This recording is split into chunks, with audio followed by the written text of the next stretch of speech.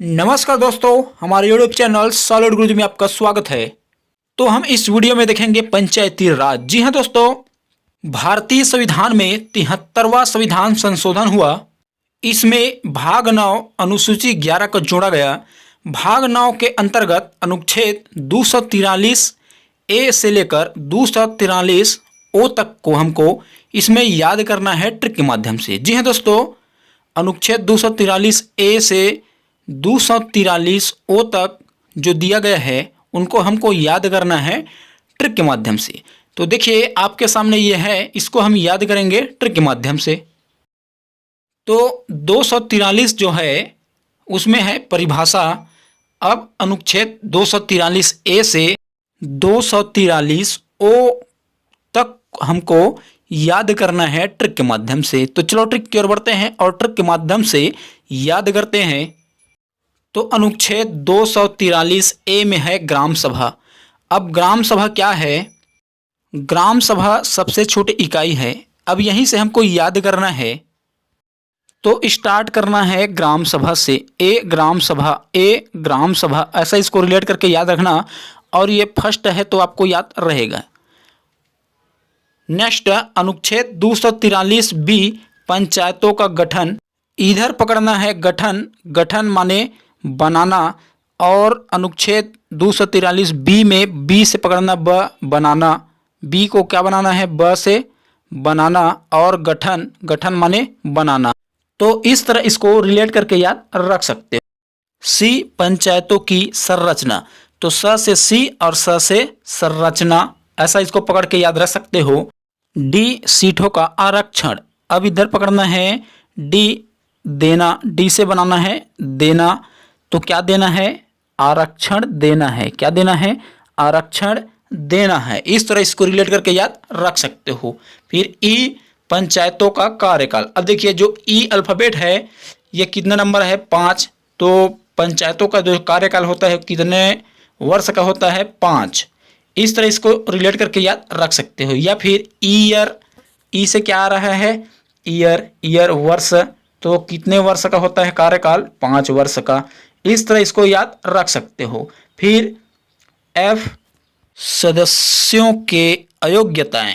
अब इधर एफ से पकड़ना फैल, एफ से फैल। और जब व्यक्ति अयोग्य हो जाता है, यहाँ पकड़ना अयोग्यताएं। तो अयोग्य व्यक्ति क्या हो जाते हैं? फैल हो जाते हैं। ऐसा इसको याद रख सकते हो। फिर जी, जी पंचायतों की शक्तियां, प्राधिकार एवं उत्तरदायित्व। तो इधर पकड़ना है शक्तियां। पार्ले जी खाते हैं तो क्या आता है? शक्ति आता है। पार्ले जी, जी शक्ति। ऐसा इसको रिलेट करके याद रख सकते हो। और इधर उत्तरदायित्व भी पकड़ना है। तो कोई शक्तिशाली व्यक्ति आपको दायित्व देगा तो आप क्या बोलोगे? जी, जी। इस तरह इसको रिलेट करके याद रख सकते। एच पंचायतों के द्वारा कर अधिरोपित करने की शक्ति और पंचायतों की निधियां। अब इधर कर अधिरोपित और निधियां पकड़ना है। तो एच से हाई कर ऐसा पकड़ सकते हो। हाई कर, हाई टैक्स। हाई से एच बना सकते हो और कर टैक्स। इस तरह इसको रिलेट करके याद रख सकते हो। आई राज्य वित्त आयोग का गठन। आई से आइसक्रीम पकड़ सकते हो और आइसक्रीम खरीदोगे तो आपको क्या लगेगा? वित्त लगेगा। ऐसा इसको याद रख सकते हो। या फिर आई से इनकम और वित्त, इसको रिलेट करके याद आप रख सकते हो। तो इस तरह आई से क्या हो जाएगा? राज्य वित्त आयोग का गठन। जे पंचायतों के लेखाओं की संपरीक्षा। अब इधर लेखा और परीक्षा, परीक्षा में क्या करते हैं? लिखते हैं। तो उसका क्या होता है? जांच। तो जे से जांच पकड़ना है। क्या बनाना है? जे से जांच। तो जांच होगा परीक्षाओं में जो लिखोगे उसका। ऐसा इसको रिलेट करके याद रख सकते हो। नेक्स्ट के पंचायतों के लिए निर्वाचन एवं निर्वाचन आयोग। और के से पकड़ना है कसम, क से कसम। और निर्वाचन में पकड़ना है वचन, वचन कसम, वचन कसम। इस तरह इसको रिलेट करके याद रख सकते हो। नेक्स्ट एल पंचायती राज का संघ राज्य क्षेत्र में लागू होना। इधर पकड़ना लागू होना। ल से एल, ल से लागू होना। ऐसा इसको याद रख सकते हो। नेक्स्ट एम इस भाग का कतिपय क्षेत्र पर लागू ना होना। ना होना माने मना करना, तो म से मना करना और ना होना, ऐसा इसको याद रखना है। एन विद्यमान विधियों और पंचायतों का बना रहना, तो एन से निरंतर ऐसा पकड़ सकते हो, न से निरंतर, एन निरंतर और इधर बना रहना, इस तरह इसको रिलेट करके याद रख सकते हो। ओ से निर्वाचन संबंधी मामलों में न्यायालयों के हस्तक्षेप का वर्जन। अब इधर ओ से ऑब्जेक्शन मिलाट किसमें बोलते हैं? न्यायालय में।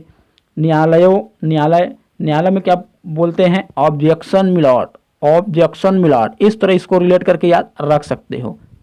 तो चलिए दोस्तों कुछ एमसीक्यू लगा कर देखते हैं।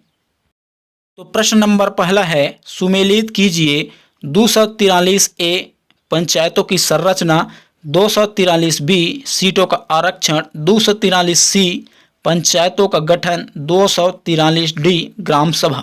इसको करना है सुमेलित। तो देखिए 243 जो ए है, तो ए ग्राम सभा पकड़े थे, ए ग्राम सभा से स्टार्ट होता है, तो ए ग्राम सभा हो जाएगा। ए का 4, बी बनाना और बनाना गठन करना, तो पंचायतों का गठन, सी संरचना, सी से क्या पकड़े थे? स से, सी से संरचना, तो सी का 1 हो जाएगा। और डी देना, क्या देना? आरक्षण देना, तो इस तरह डी का हो जाएगा 2।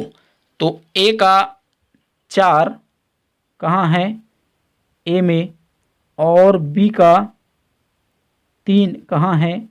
ए में, और सी का 1 और डी का 2। तो इस तरह करेक्ट आंसर हो जाएगा ऑप्शन नंबर ए, 4 3 1 2। नेक्स्ट,